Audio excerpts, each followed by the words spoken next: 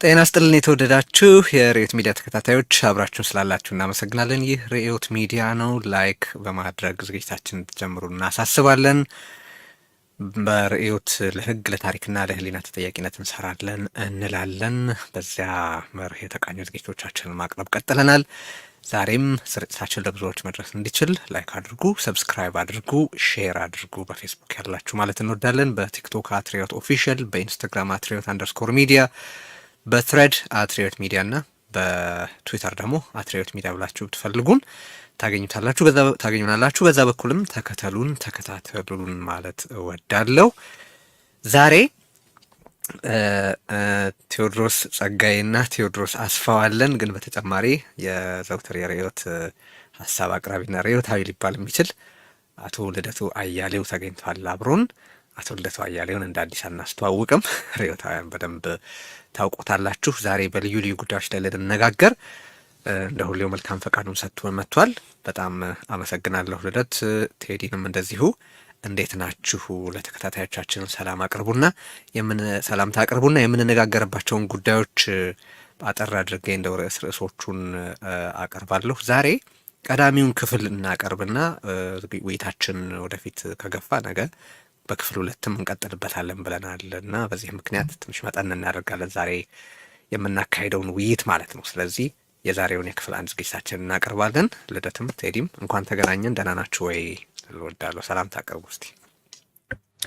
ሰላም ቴዲ እንዴት ነህ? ሰላም ልደቱ እንዴት ነህ? ያው አንተ ያልኩኝ ነው እንግዲህ የምቀጥለው ካለህበት ሁኔታ አንጻር እውነት በተለያዩ አይነት ጉዳዮች ላይ አስተያየትህን ለእኛም ለርዕዮት ተመልካቾችና አድማጮችም ጭምር ለመስጠት በመቅረብህ በእኛም እንደዚሁ በቤተሰቦቻችን ስም በጣም እናመሰግናለን ልደቱ። ቴዲ እንዳለው በተለያዩ ጉዳዮች ላይ እንግዲህ ሀሳቦችን እንሰጣለን። አንተም የጻፍከው ጽሁፍንም በሚመለከት ማለት ነው። ተመልካቾቻችን እንዴት ናችሁ? ዛሬ ጥሩ ውይይት እንደሚኖረን ተስፋ አደርጋለሁ። እስከ መጨረሻው ድረስ አብራችሁን ቆዩ ማለት እፈልጋለሁ። ቴዲ ጸጋዬ፣ ቴዲ አስፋው፣ ሁለት ቴዲ ሆናችሁ አስቸገረ እኮ። ለግብዣችሁ በጣም ነው የማመሰግነው። የርዕዮት አድማጮችም እንኳን ሰላም ተገናኘን። ትንሽ ቆየት ብያለሁ ሚዲያ ላይ መቅረብ እና እኔም ጥሩ ውይይት እናደርጋለን የሚል ተስፋ አለኝ። ከልብ ነው የማመሰግነው። እንግዲህ በጥሪ በኩል ስም ተነኩሰ ከርመናልና ዛሬ ስለተገናኘን ደስ ይለናል። መጀመሪያ ላይ ሰሞንኛ ጉዳዮችን እናነሳለን። ማለት ከባህር በር ጋር ከወደብ ጋር ከምን ጋር እንደምንለው ግራ የሚገባ ነው በእውነት። ከዛም በፊት እናወራ እንደነበረው እና ብቻ የባህር ተደራሽነትን ተጠቃሚነትን ወይም ባለቤትነትን በተመለከተ የተነሳ ጉዳይ አለ እና እሱን አስመልክቶም ያለንን ማስተያየት እናጋራለን። በተጨማሪ አቶ ጃዋር መሐመድ ሰሞኑን በአርትስ ቲቪ ቃለ ምልልስ ሰጥቶ እሱም ብልጽግናን በተመለከተ ሌሎች ሀገራዊ ጉዳዮችን በተመለከተ የሰጣቸው አስተያየቶች አሉን። እሱንም የተወሰነ እናየውና ሀሳብህን እንቀበላለን። በእኛም በኩል ያለውን በተወሰነ እናካፍላለን። ከዛ በኋላ ጽሁፍ ላይ የተነሱ ነጥቦችን በተመለከተ ከፊሎቹን ዛሬ እናነሳና በነገው ዕለት ደግሞ እንደዚሁ እንቀጥልበታለን ማለት። ስለዚህ በዚህ መንገድ ነው የምንሄደው። አብራችሁን ሁኑ። ደግሜ ላይክ እንድታደርጉት፣ ሰብስክራይብ እንድታደርጉ ቻናላችንን፣ ስርጭታችንን ደግሞ ሼር እንድታደርጉ በፌስቡክ ያላችሁ እንጠይቃለን።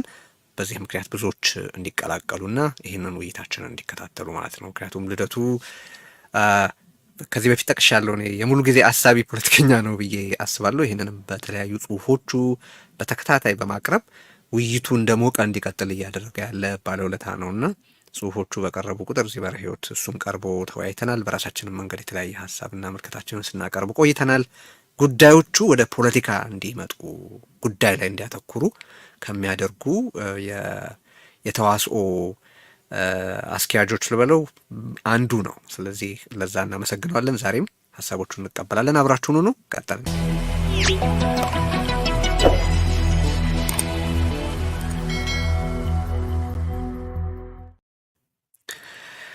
እሺ እና እስቲ ጥያቄዎች እናነሳለን። ቴዲም እንግዲህ ጥያቄዎችንም ማንሳት በመሀልም እንዲብራራ የምትፈልገውም ነገር ካለ እንደዚሁ ማድረግ ትችላለህ። እኔም እንደዚህ ያደርጋለሁ። ግን መጀመሪያ አሁን የተከሰተውን ጉዳይ በተመለከተ ማለትም ከሶማሌላንድ ጋር ተደረሰ የተባለውን የመግባቢያ ሰነድ ተከትሎ የሆኑ ነገሮች አሉ።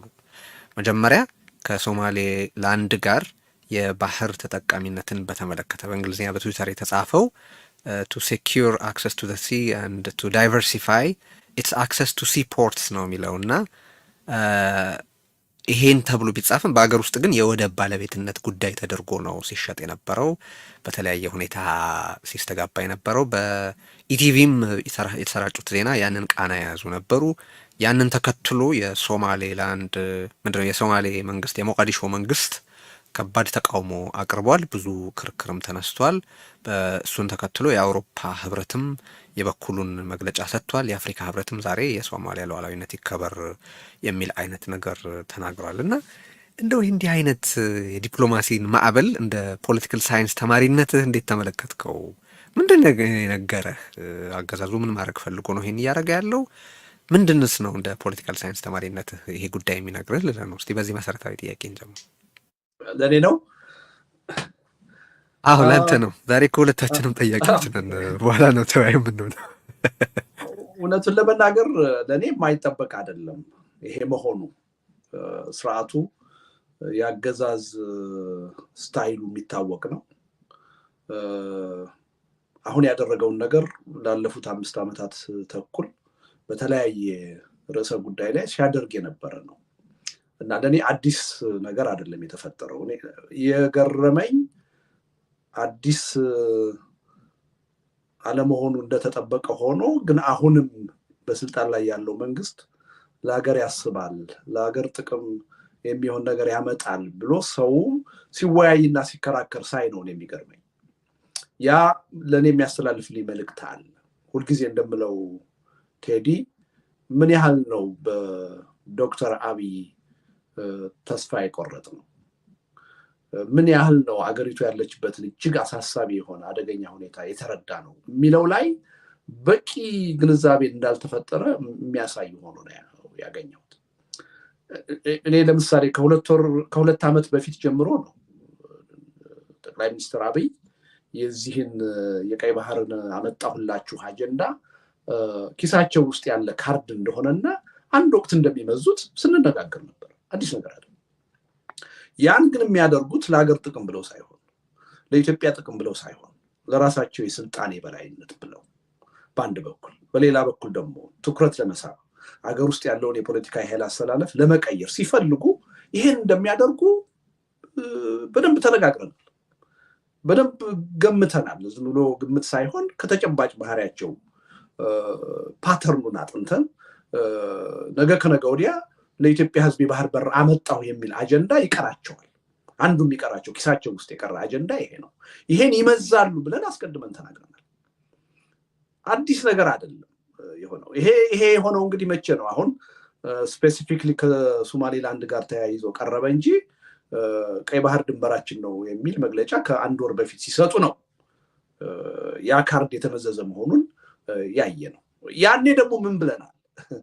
ይሄ ለተራ ፕሮፓጋንዳ አሁን የተፈጠረባቸውን ተቃውሞ መረሳት በፖለቲካ መድረኩ እንደገና ትኩረት ለመሳብ የሀገር አፍቃሪ የሀገር ባለውለታ መስሎ ለመታየት ዓለም አቀፉ ህብረተሰብም ደግሞ ይሄ ሰውዬ አካባቢውን ወደ ግጭት ሊወስደው ነው ብሎ ማባበል እንዲችል፣ ብድር ማበደር እንዲችል፣ እርዳታ መስጠት እንዲችል አስበው ነው ይሄን ያደረጉት። ከዛ ውጪ የትም አይደርስም ብለን ነበር የተናገርነው። የትም አልደረሰም። የቀይ ባህር ጉዳይ አይደለም። አሁን በነገራችን ላይ ቀይ ባህርንና የኤደንን ባህረ ሰላጤ ወይም ኢንዲያን ኦሽንም አይለዩ። በፊት ስለ ቀይ ባህር ነበር የሚወራው። አሁንም ጠቅላይ ሚኒስትሩ በሰጡት መግለጫ ይሄ አሁን ተገኘ የተባለው የወደብ አክሰስ ከቀይ ባህር እንደሆነ ተደርጎ ነው እየተነገረ ያለው። ትክክል አይደለም። እና በአጠቃላይ ምንድነው? አንደኛ ይሄ ጥያቄ እየተነሳ ያለው አሁን ይሄ አጀንዳ እየተነሳ ያለው ለሀገሪቱ ብሔራዊ ጥቅም ተብሎ አይደለም፣ ለግል የስልጣን ማራዘሚያ እና ለጠቅላይ ሚኒስትሩ ኢሜጅ ተብሎ ነው። ከዛ ካለፈ ደግሞ አንዳንዱ ነገር ውጭ ሀገር ላሉ ገንዘብ ለሚረዱ መሳሪያ ለሚረዱ ዩኤኢን ለመሰሉ ሀገሮች ጥቅም ተብሎ ነው ይሄ የሚደረገው። ጉዳዩም ደግሞ እየተነሳና እየተካሄደ ያለው ያለ በቂ ጥናትና ዝግጅት ነው። ስለዚህ አጀንዳ በመነሳቱ ወደፊት በዚህ አጀንዳ ዙሪያ አገሪቱ ልታገኝ የምትችለውን ጥቅም ያበላሸዋል እንጂ ምንም ፋይዳ ያመጣም እያልን ነበር የምንናገረው በአንድ በኩል። በሌላ በኩል ባህር አመጣሁላችሁ የሚለው ይሄ ኢትዮጵያኒስቱን ኃይል የሚያማልል መሆኑ እንደተጠበቀ ሆኖ ከዛ አንፃር ጠቅላይ ሚኒስትሩ የሚያነሱት መሆኑ እንደተጠበቀ ሆኖ የዚህ የአክራሪ የኦሮሞ ብሔርተኝነትም ጋር በተያያዘ ከአዲስ የኩሽ አስተሳሰብ ጋር አያይዘውም ሊያነሱት እንደሚችሉ እዚህ ቀደም ተነጋግረናል። እኔ ከወር በፊት በጻፍኩት ወረቀት ላይ በሶማሌ ላንድ በኩል እስከ ኢንዲያ ኦሽን ድረስ የተዘረጋ አዲስ ግዛት የኩሽ ግዛት የመፍጠር ፍላጎት አለ ብለን ተናግረናል። አሁን የመጣው ነገር አዲስ ነገር አይደለም።